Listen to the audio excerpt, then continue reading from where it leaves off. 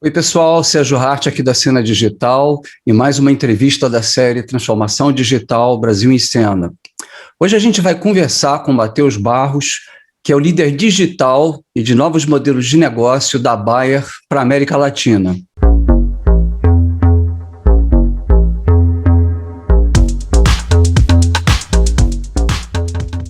Se você ainda não assinou o canal, por favor, considera dar o seu like, aperta aqui o sininho para ser informado de todas as novas entrevistas com os líderes que estão fazendo a transformação digital no Brasil. A Bayer está no Brasil há 125 anos. Ela está presente em mais de 30 cidades, com 6.500 profissionais, espalhados de norte a sul, sendo que o Brasil é o maior mercado da Bayer na América Latina. A empresa tem investido cada vez mais em modelos de negócios baseados em colaboração, por meio de suas 3 divisões e de seu primeiro hub de inovação aberta da América Latina. Vou falar um pouquinho do Matheus também para vocês. O Matheus ele tem uma carreira de mais de 15 anos trabalhando com agricultura em diferentes negócios e regiões. Ele é agrônomo e ingressou na organização em 2004 como estagiário e em 2018 se tornou líder de negócios de Climate para a América Latina, a posição que ocupou até agosto desse ano. A partir daí, o Matheus assumiu a posição de líder de digital e novos modelos de negócio para a América Latina.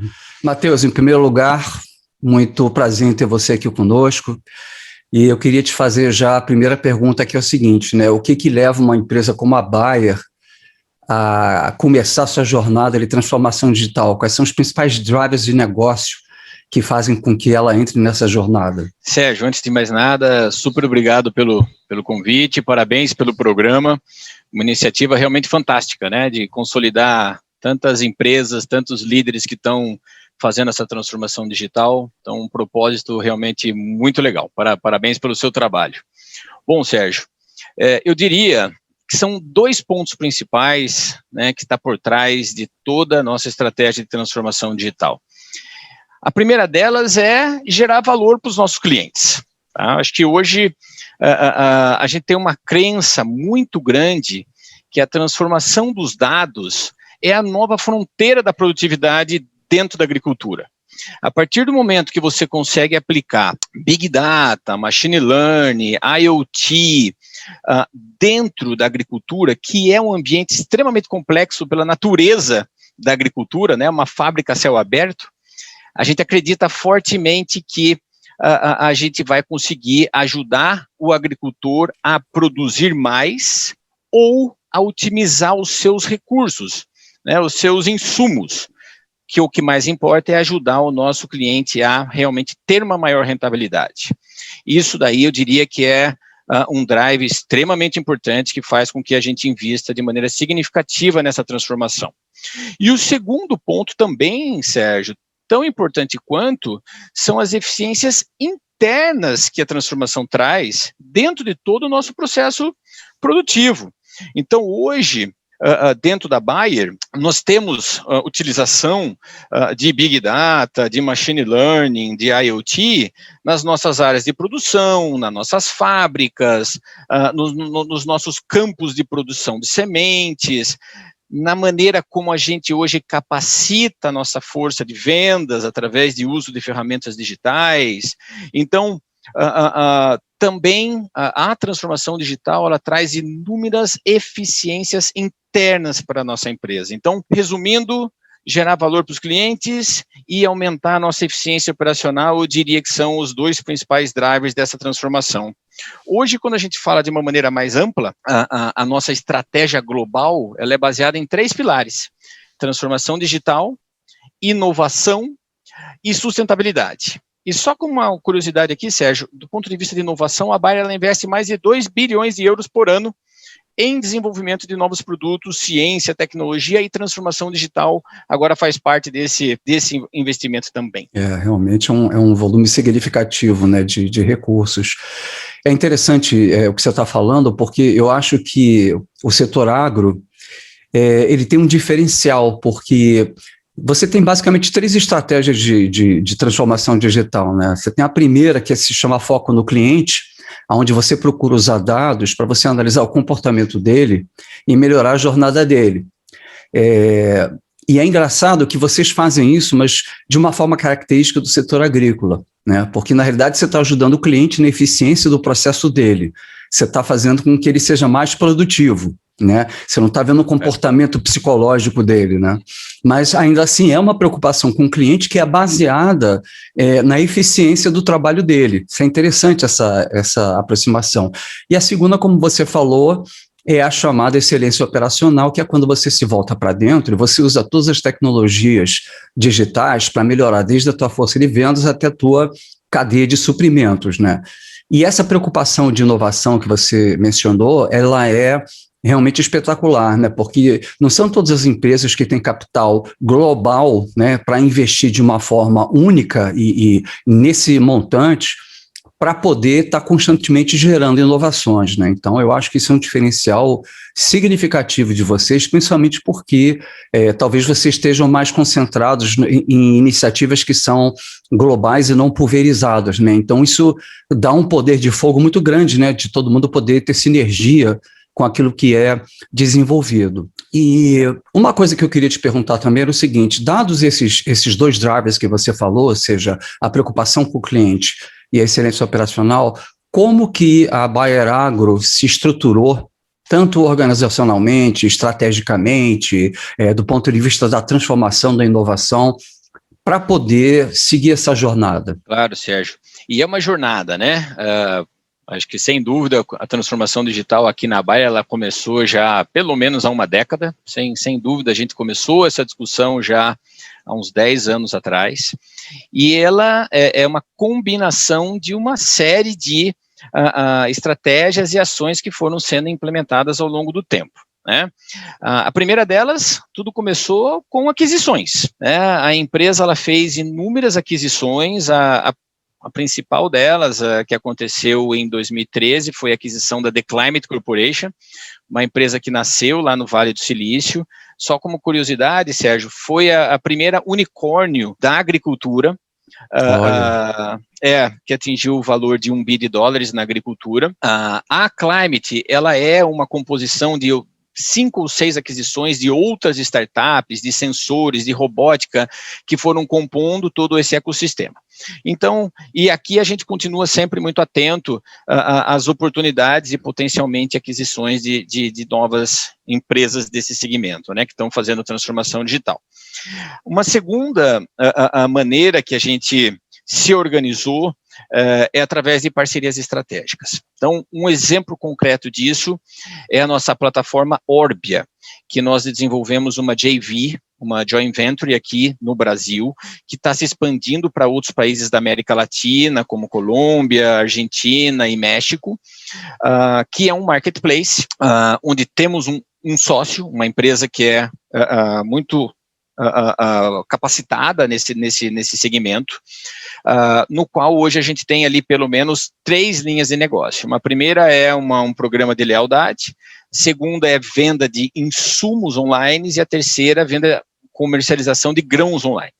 Então, essa é a segunda vertente através de parcerias estratégicas. A terceira é o que a gente chama de inovação aberta, né? Acho que você comentou na tua abertura.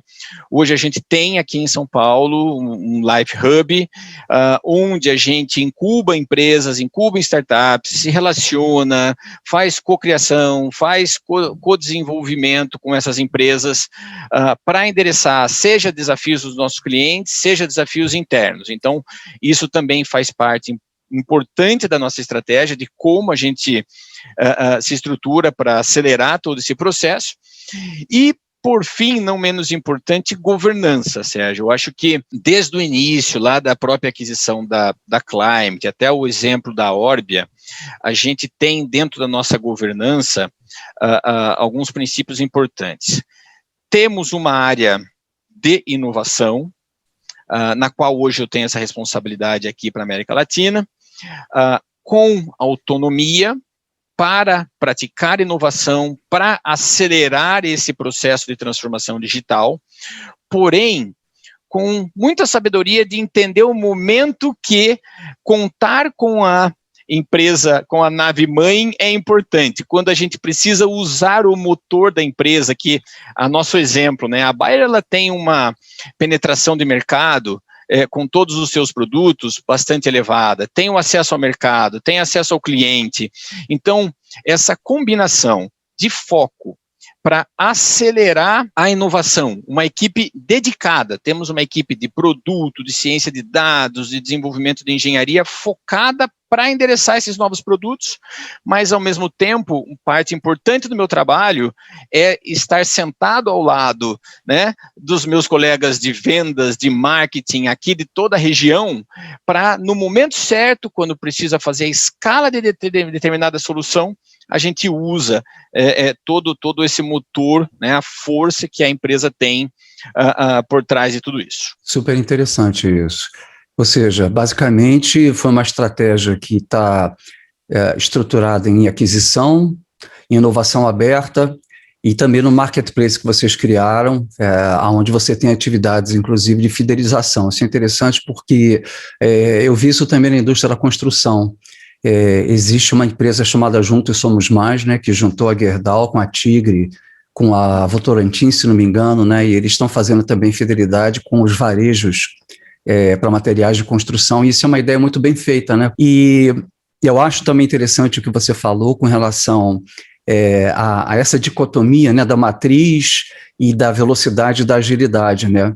Quando eu entrevistei o Adib Jacó, né, da Bayer Farmacêutica, foi muito interessante, porque ele falou que também que há um traço cultural de vocês estratégico, que é de combinar o melhor do corporativo, o melhor assim da matriz, né, do melhor da localidade, né, e com isso então você não perder velocidade, mas fazer uso da escala que vocês têm, que é gigantesca, né, e certamente com tudo isso aí que vocês, com essa estratégia toda, isso já deve ter gerado resultados bastante interessantes que eu gostaria que você compartilhasse com a gente aqui um pouco. Sem dúvida, Sérgio.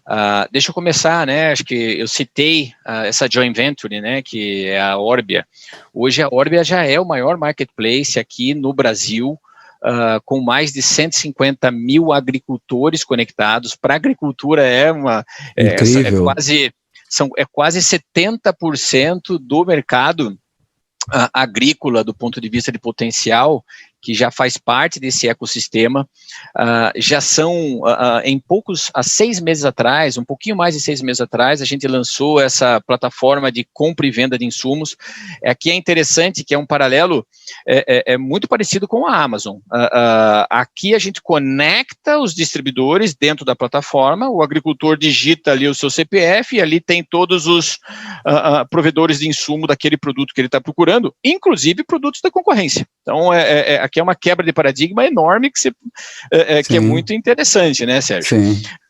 E também a gente, dentro da mesma plataforma Orbia, já temos aqui uma parceria com a Bung na comercialização, compra e venda, já com inúmeros contratos celebrados dentro da plataforma, também de comercialização digital da venda da soja do agricultor para uma trade dentro dessa plataforma. A segunda, né, acho que falando um pouquinho da plataforma FieldView, hoje a gente já tem quase 60 milhões de hectares da plataforma, conectando agricultores em mais de 25 países, Sérgio.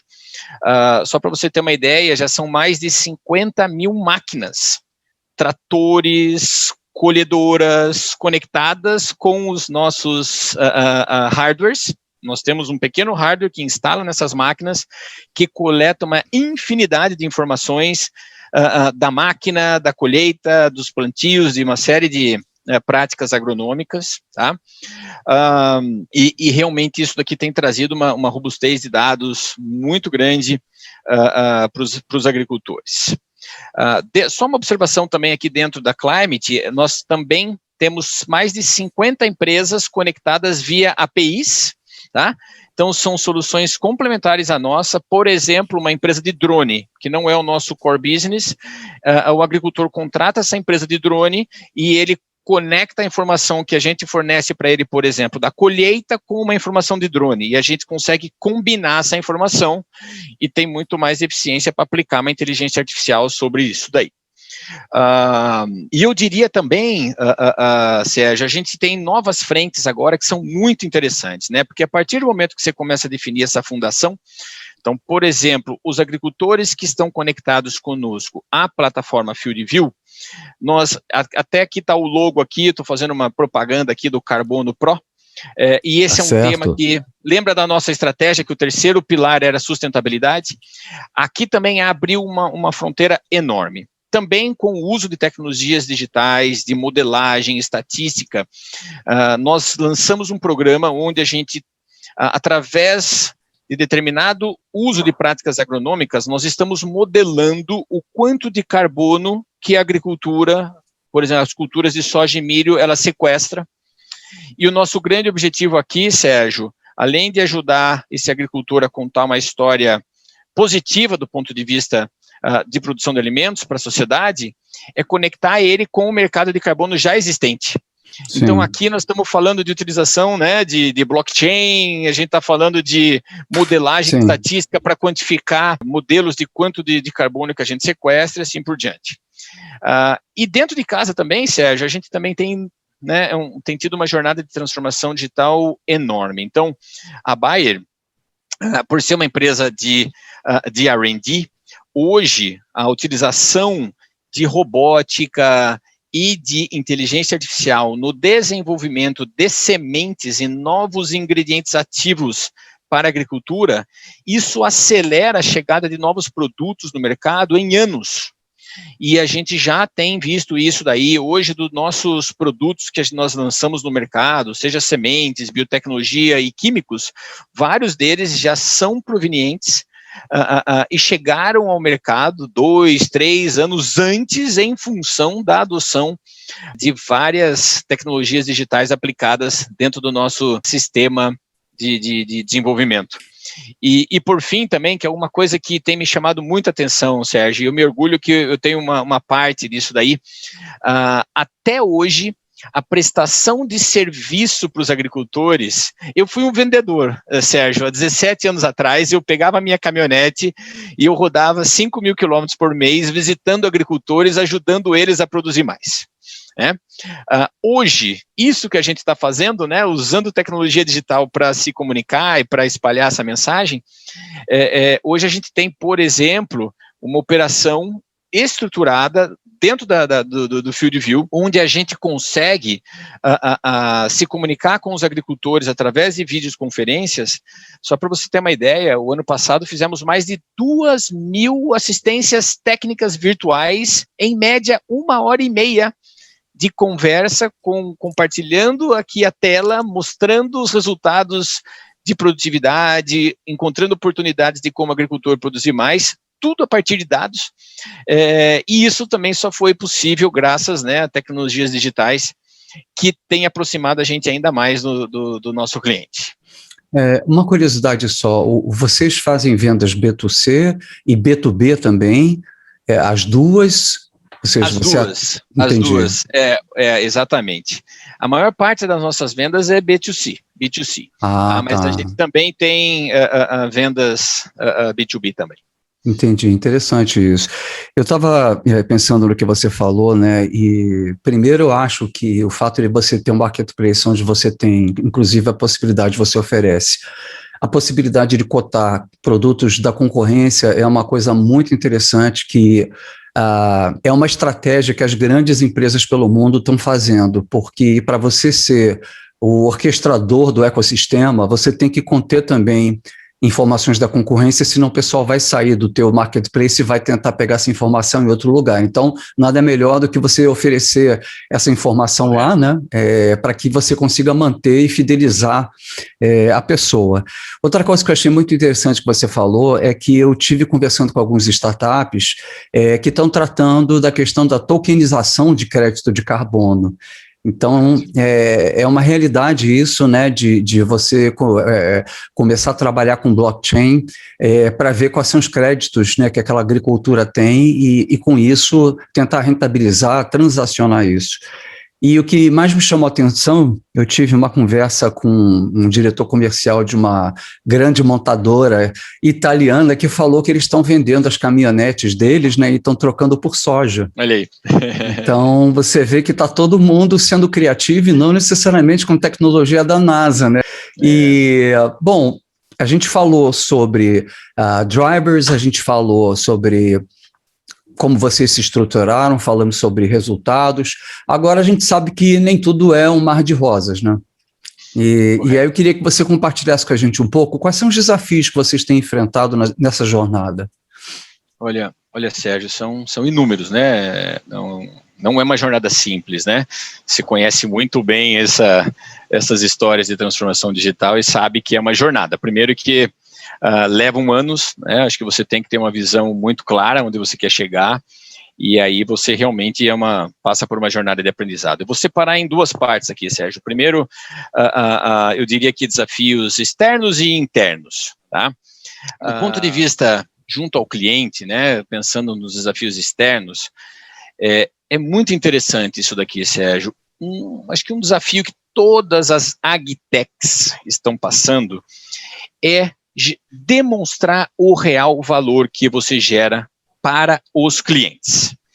Porque não tem milagre. Se você não gerar valor, esquece, você não vai escalar uma solução. E eu me lembro lá atrás, quando a gente começou essa jornada, e muitas vezes o valor que a gente gerava era tangível, mas ele era em inúmeras frentes. Então a gente foi aprendendo ao longo do tempo a demonstrar esse valor, né, e conseguir aos poucos mostrar para o agricultor que ele realmente precisa daquilo. Mas isso ainda eu acho que eu vejo muitas agtechs focadas na solução e esquecendo um pouquinho de demonstrar o valor gerado para o agricultor. E na agricultura brasileira, Sérgio, você sabe que ela é um caso de sucesso no mundo.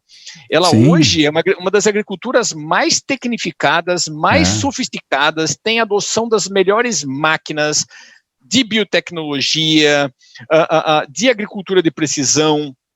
Então, é um paradigma a gente achar que o agricultor ele não usa o digital, porque ele é ultrapassado. Muito pelo contrário, ele é muito avançado, falta a demonstração do valor para realmente que ele veja o real benefício disso daí. E isso é 26% do nosso PIB, né? Então a gente tem que ter muito respeito pela agricultura, porque senão a gente não conseguiria ter esse resultado fantástico, né? Sem dúvida, sem dúvida. Bom, um outro desafio externo que a gente encontrou, Sérgio, o Brasil é uma imensidão, né?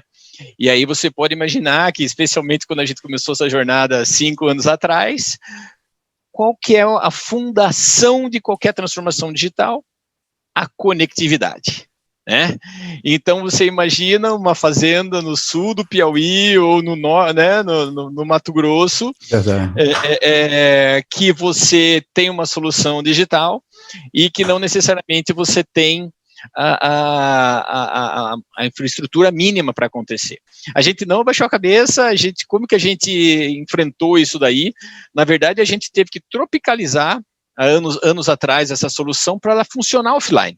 Então, olha só que interessante, Sérgio. Um agricultor que tinha um maquinário muito sofisticado, não tinha conectividade. Então, Sérgio, um aprendizado foi que a gente teve que adaptar, tropicalizar essa solução.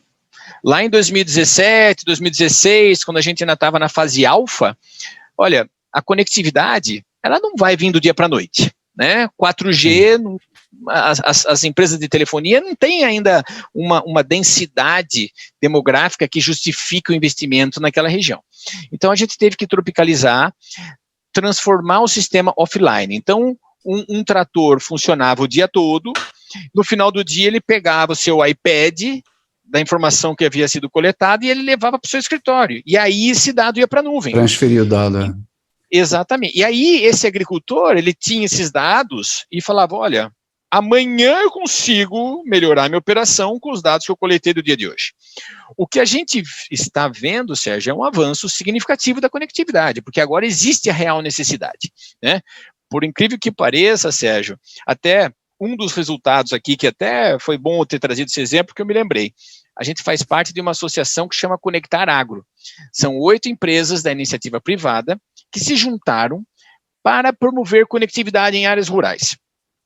Para você ter uma ideia, em 2020, mais de 5 milhões de hectares ocorreu uma expansão da conectividade, estou falando de 4G, tá? Então, hoje, fazendas com 4G, com uma conectividade igual a essa que a gente tem aqui para se comunicar, tá? Interessante, investimento dos agricultores, porque eles viram a real necessidade, não estavam dispostos a esperar para que as telefonias chegassem até lá, e bateram na porta das telefonias. E nós temos casos, Sérgio, de fazendas de 30, 40 mil hectares que tem uma torre de 4G no sul do Piauí com uma conectividade excelente. Tá? Mas foi um desafio que a gente enfrentou lá atrás, né? E eu diria que eu citei 2 externos, agora trazendo 2 internos aqui, Sérgio. Eu acho que cultura é um desafio enorme, né? Cultura organizacional. Né?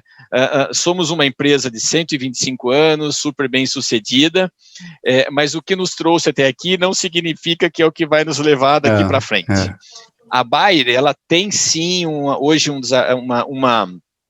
uma consciência da necessidade de passar por uma transformação cultural para uma empresa mais ágil, uma empresa mais focada no cliente, então, com ciclos de planejamento mais curtos, estamos passando por essa transformação cultural. O que me deixa muito feliz é que existe hoje, Sérgio, um compromisso da liderança sênior da empresa, nível global, nível regional, e muita coisa a gente está avançando, mas transformação cultural dói, você sabe muito bem disso, não é simples. É um dos maiores desafios. Eu diria que é o maior desafio. Acho que um processo de transformação digital é talvez o maior desafio. Aqui, a gente ainda, dentro desse mesmo campo, a gente também tem um desafio que você precisa atrair novos skills para a organização. Né? Quando a gente fala de desenvolvedores de software, cientistas de dados, UX designers, certo? Você também tem que estar preparado para incluir essa nova força de trabalho, porque inclusive eles têm perspectivas diferentes do mundo, eles têm, né, visões diferentes do mundo, e que você conseguindo incluí-los de uma maneira eficiente, você enriquece muito, né, a diversidade dentro da empresa. E um quarto desafio também, que acho que pode ser chovendo molhado, né, Sérgio, é um desafio de infraestrutura de TI, né, de data lakes como um todo, né. Então, você para pensar um pouquinho na nossa história, éramos 2 empresas muito grandes, Monsanto, Bayer, né, a Bayer adquiriu a Monsanto, então a infraestrutura de TI, data lakes, que permitam você tirar todo o valor do dado existente, aqui é um desafio importante, que acho que a gente também está avançando, mas alguns momentos a gente se deparou com esses desafios também. Tá? Perfeito. Começando assim de trás para frente, né, eu acho que cultura é um desafio que todas as empresas, as mais de 180 aí que eu entrevistei, falaram que é o principal, porque na realidade tudo que a gente faz, tecnológico ou não, depende de pessoas. E aí, se você não tem uma cultura adequada para isso, obviamente você vai ter um problema sério. O segundo grande desafio, você também está falando, que é comum a todos, é que a gente está tendo uma escassez mundial de mão de obra tecnológica, né? Tanto de desenvolvimento, cientistas de dados, especialistas em e-commerce, né?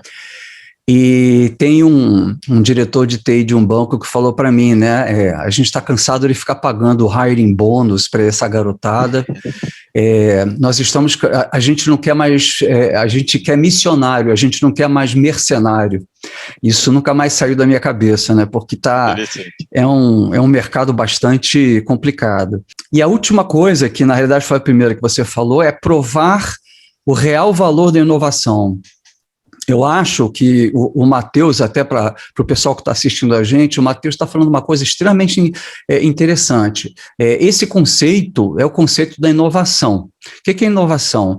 É um produto ou um serviço novo que você cria, cujo valor é percebido pelo cliente. E isso é sustentável financeiramente. Então, não adianta a empresa ficar bolando coisa que o cliente não valoriza ou que não se sustenta financeiramente. E está cheio no mercado de empresa que está jogando dinheiro fora, criando inovação que ninguém pediu, que ninguém precisa, ou então que é cara demais e que não se sustenta. Então, gente, vamos prestar atenção no que o Matheus está falando aí, porque eu acho que isso é uma grande lição no que diz respeito a gente ser focado e direcionado e aprender com o tempo de como fazer com que aquele agricultor comece a perceber o valor, né? Isso é muito importante. Outra coisa também que eu quero chamar a atenção de quem está assistindo a gente, o Matheus é um cara que veio da área comercial, ele pegava o carro e ia visitar fazendeiro, né? Ele não é um cara que veio da NASA, ele não veio do Vale do Silício, ele foi depois, né? Mas ele não veio do Vale do Silício para ficar fazendo inovação aqui, não. Ele é um cara que conhece a ponta profundamente e daí a mudança, né, na Bayer, que afinal é uma empresa que já deve ter passado por 4 revoluções industriais, né? Então não é à toa, né, que vocês e outras tantas empresas aí no mercado ainda estão vivas e estão acompanhando toda essa revolução tecnológica, né? E falando em lição, Matheus, eu queria te perguntar o seguinte, quais são as principais lições que vocês aprenderam no processo? Sérgio, eu vou talvez chover no molhado aqui, e obrigado pela mensagem, talvez a principal lição é muito foco no cliente final, no agricultor. Aqui é uma mudança muito interessante, de uma quebra de paradigma, até olhando um pouquinho para a nossa história, né, como Bayer, sempre fomos uma empresa de produtos blockbusters, né, que sempre conseguimos trazer para o mercado produtos vencedores, que sempre tiveram muito êxito, e continuamos, né, não deixamos de investir em R&D, mas na transformação digital, essa mudança, que tudo começa pela dor do cliente, tudo começa em você realmente entender o cliente na perspectiva de como que você ajuda a criar valor, e daí você inverte a lógica de desenvolvimento de produto. Antes era muito mais de dentro para fora, e agora é muito mais de fora para dentro, de escutar e internalizar e colocar isso daqui como prioridade. Eu diria que essa é um aprendizado super importante para nós aqui, Sérgio. Uma segunda é que velocidade importa. É muito interessante também, acho que especialmente para nós, da Bayer, que somos uma empresa que temos como princípio, qualidade, quase que a perfeição, e quando se trata de desenvolvimento de soluções digitais, quando você já está próximo a 70%, 80%, já lança, né? E você quebra aquele paradigma de ter longos ciclos de planejamento, agora você faz um planejamento mais curto, executa e faz a famosa iteração, né? A versão 1, a versão 2, a versão 3. Então, isso daqui também para nós foi um aprendizado, foi algo que a gente, ao longo dos anos, foi incorporando. Eu me lembro, Sérgio, que quando eu sentei na Climate, primeira reunião com a minha equipe, um desenvolvedor de software, um cientista de dados e uma meteorologista. E eu falei, vamos montar o nosso plano de 2 anos? Eles ficaram olhando para mim. Matheus, como assim 2 anos? A gente trabalha aqui por quarter, a gente trabalha por sprint, a gente, né? E para mim foi muito rico essa troca entre eu e eles, né? Acho que eu trouxe a perspectiva do agricultor, de agricultura, e eles me ensinaram a trabalhar numa dinâmica onde a velocidade realmente importa, né? Outro aprendizado fundamental, Sérgio, está muito relacionado a essa estratégia de pessoas, né? Quando a gente fala de trazer novos skills, de trazer uma nova, novos talentos para a organização, você tem que praticar muito inclusão. porque você é uma outra geração, como eu falei, é muito movida a propósito, tem os mercenários, né, como você disse, mas tem uma molecada também que é muito movida a propósito, mas você tem que dar o espaço necessário, né? Organizações extremamente hierarquizadas, que tem o comando e controle, isso daí realmente agora está cada dia menos importante, agora você realmente tem que focar no que realmente vamos concordar na visão, vamos concordar onde a gente quer chegar e dar espaço para essas equipes criarem. Né? E acho que, por fim, do ponto de vista de aprendizado, é essa questão do foco também. Eu acho que a gente testou vários modelos até chegar no modelo atual, Sérgio. Hoje, a maneira como a gente está organizado, de ter uma equipe focada, né? Temos um grupo, temos investimento focado em inovação, mas com uma perninha lá próximo junto do core business, escutando insights do core business, aprendendo com o core business, eles são experts. De uma maneira inteligente, trazendo eles para esse processo, eu acho que isso daí também dá uma dinâmica muito interessante, onde você consegue realmente criar, e quando você precisa escalar, você consegue ganhar velocidade. Acho que esses são algumas lições que a gente foi aprendendo, com dores.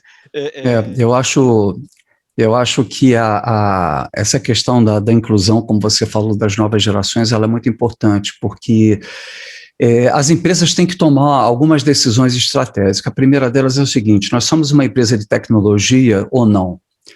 Então, eu conversei com uma empresa fármaco e ela falou para mim, olha, a gente decidiu que a gente não é uma empresa de tecnologia, então a gente vai escolher os melhores parceiros.